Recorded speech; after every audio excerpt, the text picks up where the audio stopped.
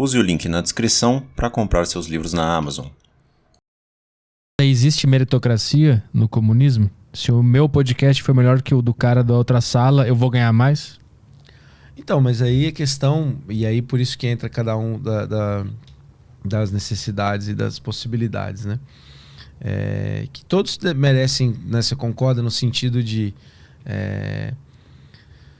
para ter acesso, né, tipo a alimentação, a moradia, a cultura, ao lazer, né, ao esporte, tudo isso deve ser garantido para todas as pessoas. A questão é o quanto você dedica para poder, né, fazer com que todas as pessoas possam ter isso, e o quanto você precisa receber, o quanto você consegue dedicar de trabalho e o quanto você recebe, né, da produção social de toda a riqueza. Acho que na questão dos podcasts fica uma comparação diferente, porque entra um elemento da própria, né, produção intelectual, então do quanto de proximidade, influência que tem em torno disso, assim, né, de as pessoas se identificarem com determinada produção de conteúdo ou de outra. Mas eu acho que isso é dito pela própria qualidade do que é produzido, né? Não tem como você forçar que né, não sei, né, o seu podcast ou do lado, tipo, se o seu podcast é melhor, as pessoas, isso é algo que hoje as pessoas já escolhem, podem ter menos acesso de acordo com o algoritmo, etc, mas tendo acesso ao seu conteúdo e definindo que ele é bom, que ele atende as necessidades, eles já vão acompanhar. Sim, então a questão é o quanto o alcance que ele pode ter a partir disso, né? Então no comunismo existe o livre mercado. As pessoas elas podem exercer, ter ideia, criar e deixar esse mercado agir, da audiência, do cara gostar mais do meu produto do que o do outro. Isso acontece. É previsto? É que isso não é necessariamente livre mercado, né? Isso é tipo uma questão, tipo, você tá produzindo um conteúdo e você não vai forçar ninguém tipo, esse aqui é a cartilha, é isso que você precisa ouvir, não. A questão é, tipo, isso vai continuar acessível para as pessoas, elas vão poder definir por gosto aquilo que gosta, aquilo que usufrui, e isso vai ganhando um reconhecimento social, né? A questão no capitalismo hoje é o quanto isso é limitado para as pessoas, porque se você produz uma determinada opinião, né, que incomoda ou que não vai de encontro ao que atende, né, aos interesses da própria sociedade capitalista, você vai sofrer uma série de boicotes. Começa a princípio com financiamento, que para você poder ter um alcance muito grande, poder viver disso, em geral, você precisa de alguns financiamentos. A gente foi no Ferrez, por exemplo, ele falou, com o programa que a gente faz aqui, a gente não consegue ter nenhum financiamento, a gente não recebe, né, grana de ninguém, a gente foi lá no avesso. Então, assim, há uma limitação dos conteúdos que podem chegar até as pessoas, né? E isso não é determinado pela qualidade, como se fosse, né, numa grande peneira, numa seleção que chega até o melhor conteúdo. Isso é determinado é óbvio que há um espaço para isso crescer, né? Mas geralmente construído com muito trabalho, com muita dedicação, com muito empenho, né? Mas há uma restrição daquilo que chega, né? Que não atende aos interesses. E que eu tô tentando... Eu acho que, assim, a questão da liberdade, como ela é pautada, né, de uma maneira como se não houvesse liberdade no comunismo e no socialismo. Pelo contrário, né, a liberdade é maior, inclusive porque você tem mais pessoas que vão estar aptas tanto a produzir conteúdo, usando esse exemplo, que foi o mesmo exemplo que eu citei da questão da ciência e da tecnologia, né?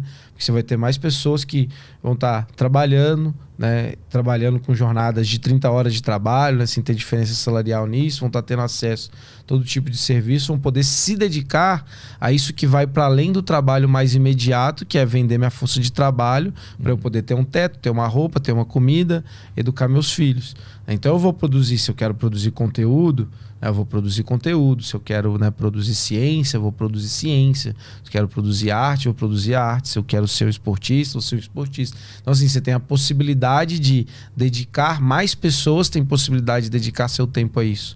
E óbvio que todo processo de produção, ele também parte de um amplo processo de consumo antes, né? Porque para você produzir o seu podcast, você vai se referenciar em várias pessoas que produziam podcasts antes. Você vai estar atento como as pessoas estão produzindo, né? O que estão debatendo, como se organiza, né? Então, tanto esse próprio processo de consumo e produção, ele se torna mais amplo, mais generalizado, né? Dentro de uma sociedade socialista e comunista, que hoje é restrita às muitas pessoas, né? Mas dentro dessa sociedade comunista, existiria a possibilidade de ter alguém rico, alguém milionário, alguém bilionário por mérito próprio? Sei lá, o cara criou uma banda no sistema comunismo e no sistema comunista, e a banda dele é melhor que a de outro cara e mais pessoas querem ver, e ele cobra mais caro o ingresso, começa a acumular dinheiro e compra uma mansão, por exemplo. Isso é possível nesse sistema? Mas para que ele vai? Porque assim, eu acho que aí entra a questão de que isso não vai ser mediado, tipo, né, mais por uma questão dos ingressos e por que ele vai precisar, por que ele vai querer ser um bilionário? Por que a gente precisa de um bilionário? Essa é uma questão. Mas ele não quis, ele simplesmente tornou-se porque a banda dele é muito boa e muita gente queria comprar camiseta, queria ir no show, queria ver o clipe, e ele se tornou. Mas aí entra uma questão que hoje a gente tem na sociedade capitalista o dinheiro de fato como um equivalente universal, né? Mas ninguém se torna bilionário, né? Eu acho que até onde eu sei, eu desconheço qualquer bilionário artista, né? Acho que até se torna multimilionário. Multimilionário vai. Agora, bilionário já não sei. Bilionário, talvez os Beatles, talvez. Não sei, acho talvez. que... Enfim... Mas aí entra um elemento assim, que a mediação também não vai ser todas essas trocas diretamente por dinheiro, né? Porque assim, hoje é isso, para grande parte da população, né, o recurso do dinheiro ele é o básico de tipo você vender a sua força de trabalho para você comprar aquelas condições mínimas para você ir no outro dia seguinte ou ir no mês seguinte vender sua força de trabalho de novo. É quase um animal de carga, né? E ela também é uma mediação universal para toda a circulação daquilo que é produzido e que é mercadoria. Numa sociedade comunista, todos os recursos vão estar disponíveis para todas as pessoas. Isso vai ser produzido em abundância, né?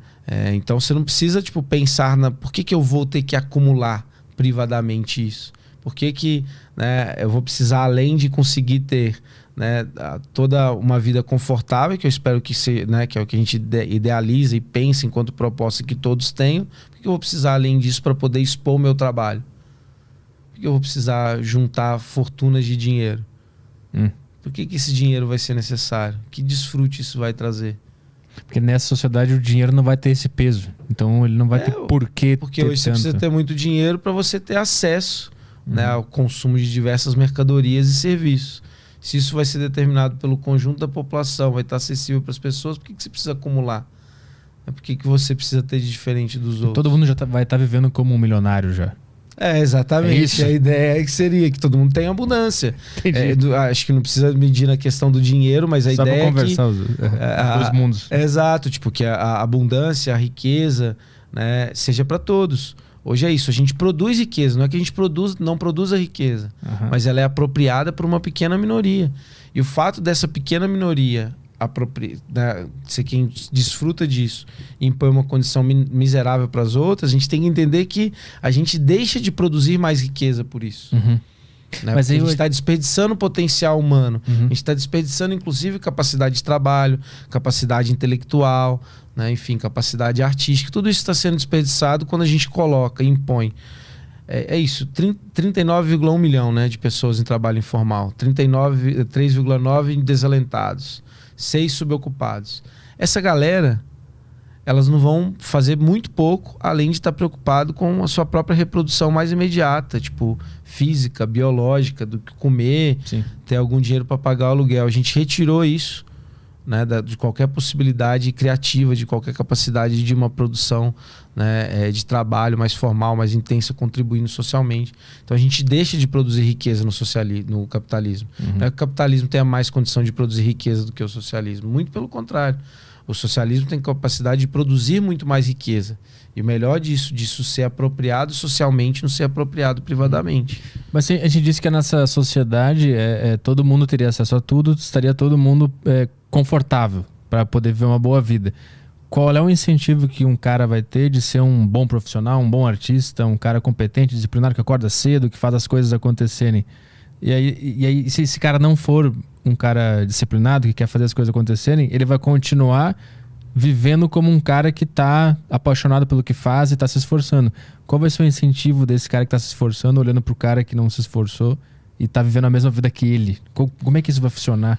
Bom, eu acho que a gente não se estimula ao trabalho a dedicar algo só por elementos assim negativos, né? Estímulos negativos, no sentido de tipo, se eu não trabalhar, não me dedicar, eu vou ficar desempregado, vou me dar mal na vida. E acho que a educação na própria sociedade socialista e comunista nos vincula muito mais ao processo histórico, né? Que é entender o que nós, não enquanto um indivíduo, mas enquanto humanidade, fazemos aqui na Terra e fazemos enquanto sociedade. como a gente avança mais, né? Conhecendo a nossa história, conhecendo a nossa sociedade, os limites, os nossos desafios, que se impõem muitos hoje, inclusive, né?